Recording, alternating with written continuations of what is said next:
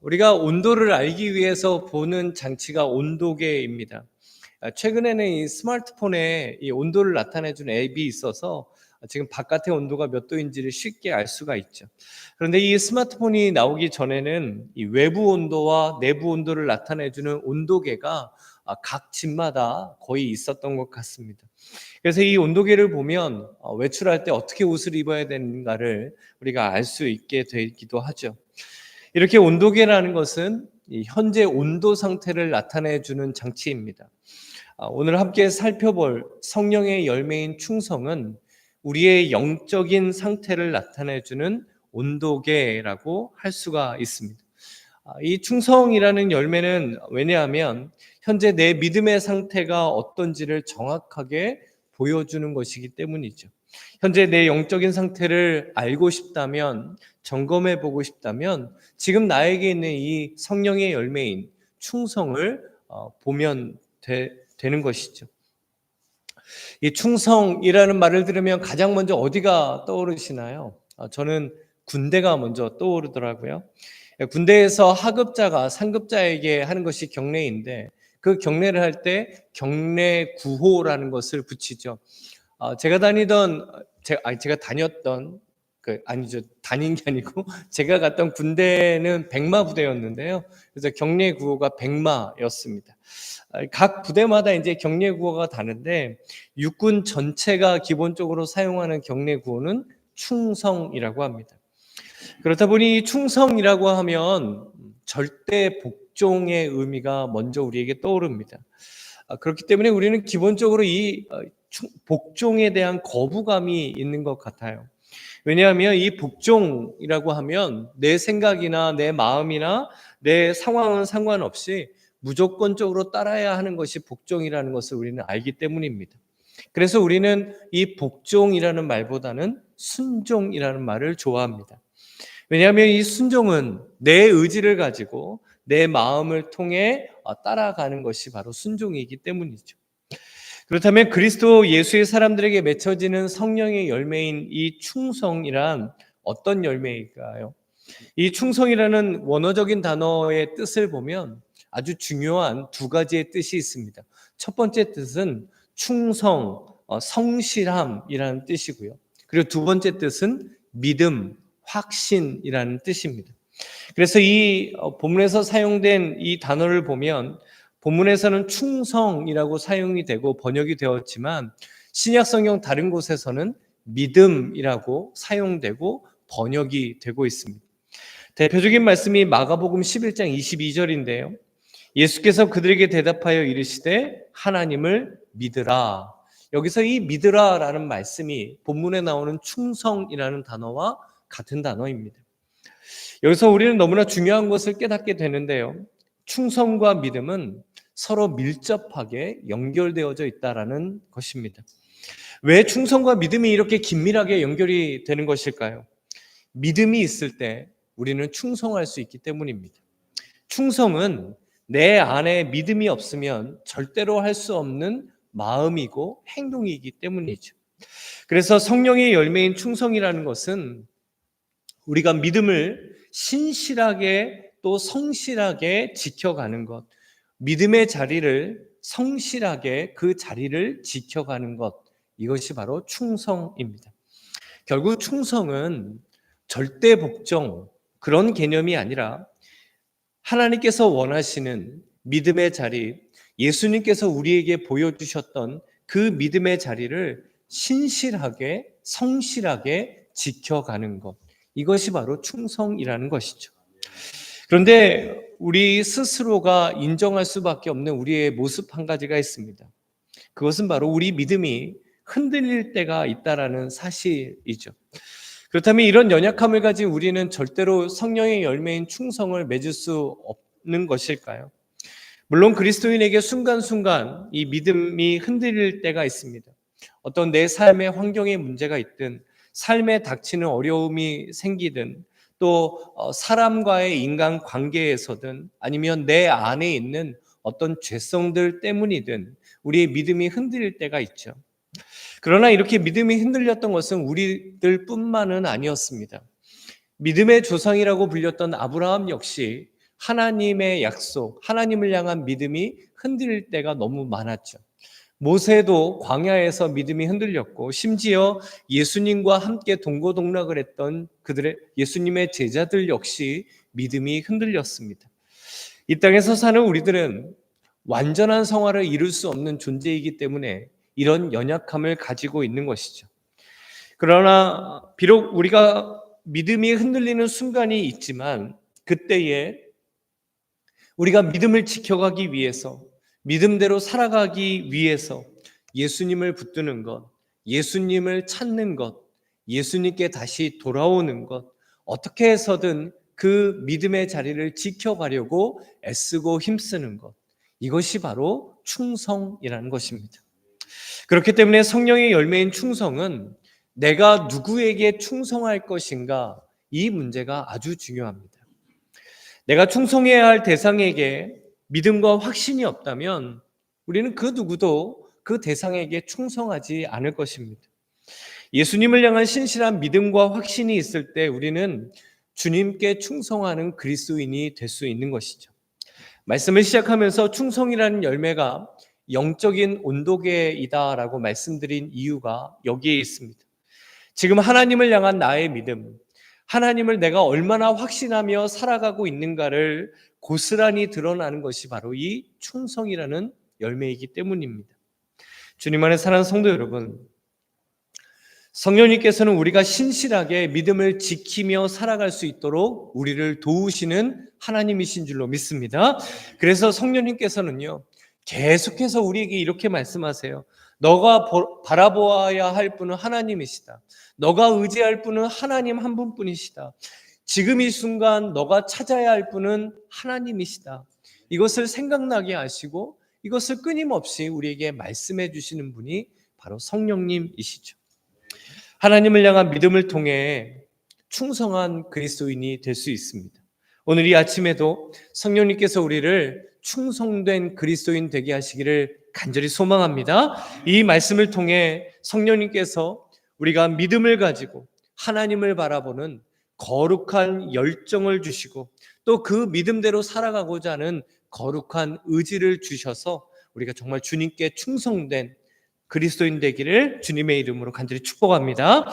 바로 이 성령 충만한 은혜가 있을 때 우리가 충성이라는 열매를 맺을 수가 있죠. 그래서 충성에서 중요한 것은 믿음이지 우리가 살아가는 환경이나 조건이나 나의 처지가 아니라는 겁니다.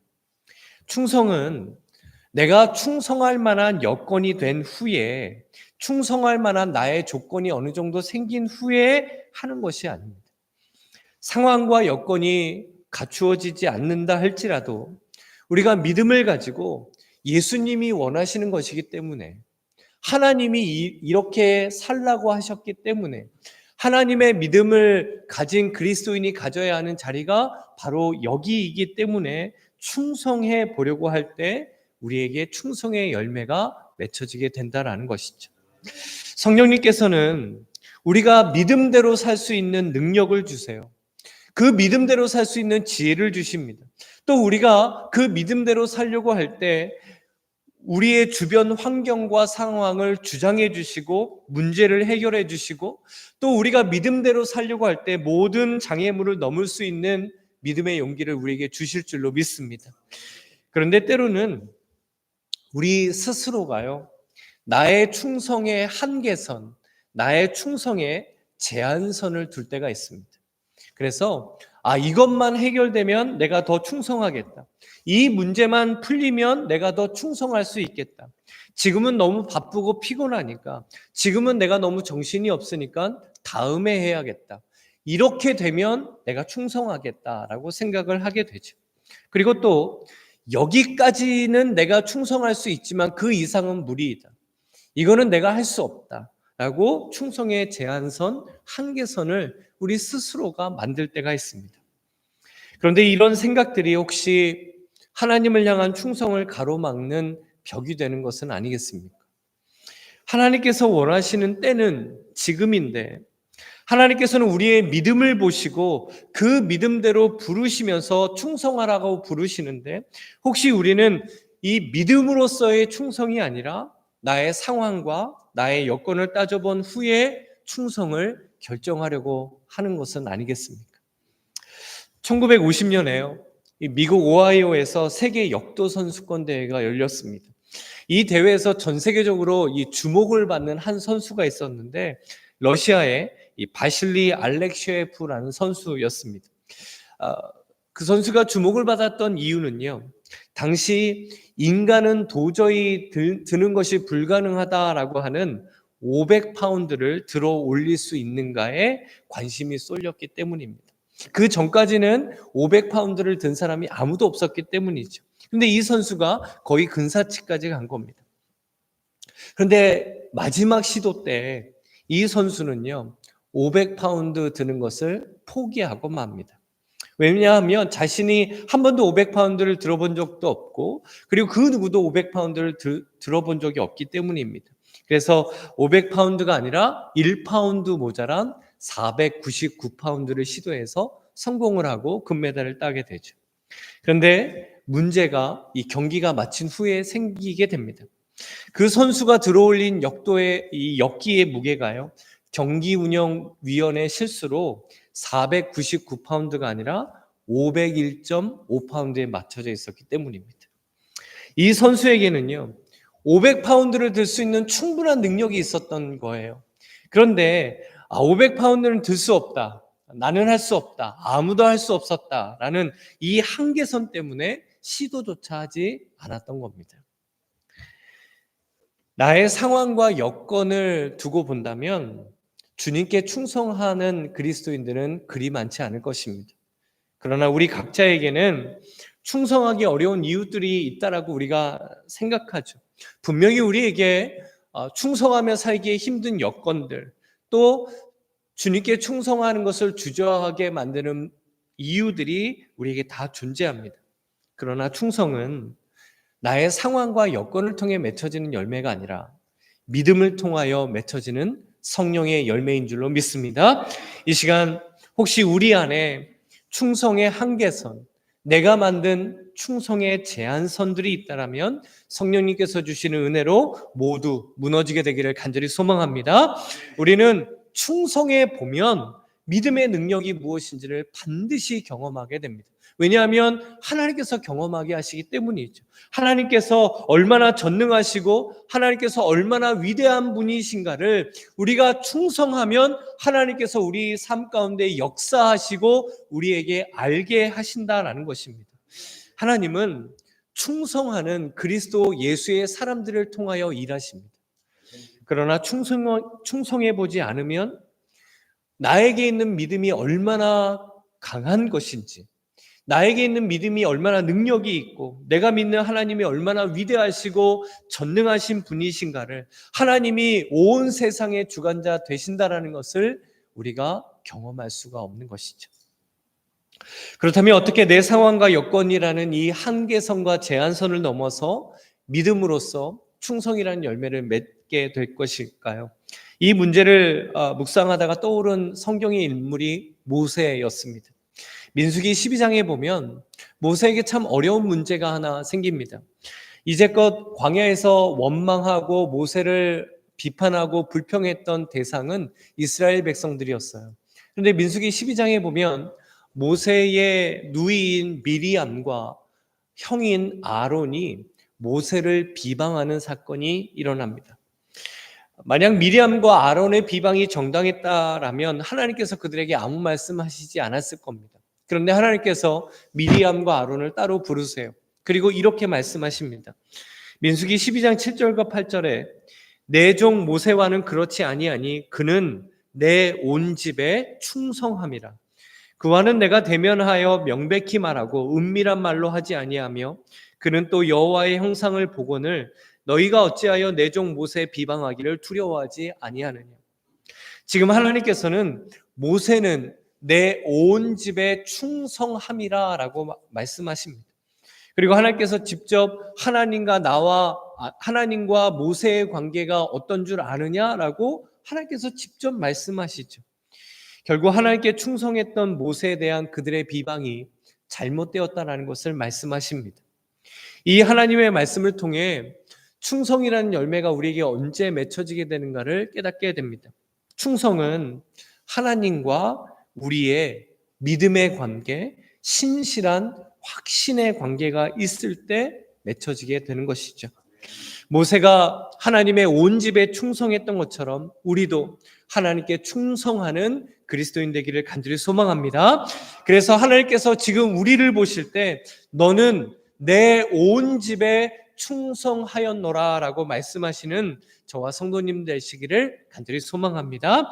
그렇기에 충성의 열매를 맺는 그리스도인은 내가 하나님을 위하여 믿음을 신실하게 지켜야 할 자리, 내가 하나님이 원하시는 그 믿음의 일이 무엇인가를 찾고 보아야 합니다. 믿음의 자리를 성실하게 지켜가기 위한 충성의 자리가 어디인가를 우리가 분명히 알아야 하는 것이죠. 반드시 우리 안에도 충성을 방해하고 충성을 주저하게 하고 충성을 피하고 싶게 만드는 한계선과 제한선이 분명 존재합니다. 내 안에 존재할 수도 있고요. 가정 안에 존재할 수도 있습니다. 직장 안에 존재할 수도 있고 심지어 인간관계 안에도 존재할 수 있습니다. 그러나 중요한 사실은 우리가 충성할 때 그 한계선과 제한선이 무너지게 된다는 사실입니다. 결국 성실히 믿음을 지키려고 할 때 우리가 그 한계선과 제한선을 넘어설 수 있는 것입니다. 우리 안에 있는 충성의 한계선이 모두 무너지게 하셔서 믿음의 자리를 성실히 지키고 신실하게 믿음 생활을 하며 주님을 따르는 충성된 그리스도인 되시기를 주님의 이름으로 간절히 소망합니다. 그리고 무엇보다 이 충성은 교회에게 너무나 중요한 열매입니다. 요한계시록에 보면 아시아의 7교회가 나오는데요. 그 중에서 이 충성이라는 열매하면 떠오르는 교회가 서머나 교회입니다. 서머나 교회는요, 당시 아시아 지역들 중에 믿음을 통한 환난과 핍박이 가장 극심했던 지역에 세워진 교회였습니다. 그 지역에서는 로마 황제 숭배 사상이 판을 치고 있었고 뿐만 아니라 예수님을 믿는다는 이유 하나 때문에 생계를 걱정해야 하는 경제적인 궁핍함을 당하던 교회가 서머나 교회였습니다. 그들에게 있던 환경과 조건만 따져보자면 다른 아시아 6개 교회보다 예수님에게 칭찬받기가 가장 어려웠던 교회가 서머나 교회이죠. 그런데 아시는 것처럼 이 서머나 교회는 예수님에게 칭찬만 듣는 교회가 되었습니다. 왜 그랬을까요? 이 서머나 교회에게는 충성이라는 성령의 열매가 있었기 때문입니다. 그래서 이 서머나 교회에게 주님께서 주신 마지막 말씀이 이렇습니다. 내가 죽도록 충성하라. 그리하면 내가 생명의 관을 내게 주리라. 서머나 교회가 주님께 충성하지 않았기 때문에 이런 말씀을 마지막으로 하신 것이 아니죠. 환난과 궁핍과 고통 중에서도 신실하게 믿음을 지켜가는 충성이 그들에게 있었기 때문에, 그 교회에 있었기 때문에 예수님께서는 이 교회를 칭찬하셨던 것이죠. 주 안에 사랑하는 성도 여러분, 예수님께서 주님의 몸된 교회를 보실 때 무엇을 보실까요? 화려한 건물이나 시설이나 아니면 많은 어떤 겉으로 드러나는 조건들을 보시겠습니까? 예수님께서 보시는 것은 믿음을 성실하게 지켜가며 믿음을 신실하게 지켜가는 교회인가, 충성된 교회인가, 바로 이것을 보십니다. 주님 안에 사는 성도님들께서 우리 주손길 교회를 이제까지 충성되게 섬기셨고 이제까지 충성되게 세우셨습니다. 그리고 하나님이 보시기에 더 충성된 우리 주손길 교회로 세워가기를 간절히 소망합니다. 예수님을 위해 살기 원하는 것, 예수님이 원하시는 자리를 지켜가는 것, 이것이 충성입니다. 성령님께서 충성할 수 있도록 우리에게 은혜를 더하시고 믿음을 더하시고 능력을 더하시는 줄로 믿습니다. 오늘 이 아침 이 성령님의 은혜를 우리에게 충만케 하셔서 정말 예수님께 칭찬받는 충성된 성도님들 되시고 예수님께 칭찬받는 충성된 우리 주손길 교회 되기를 이 시간 주님의 이름으로 간절히 축원합니다. 아멘.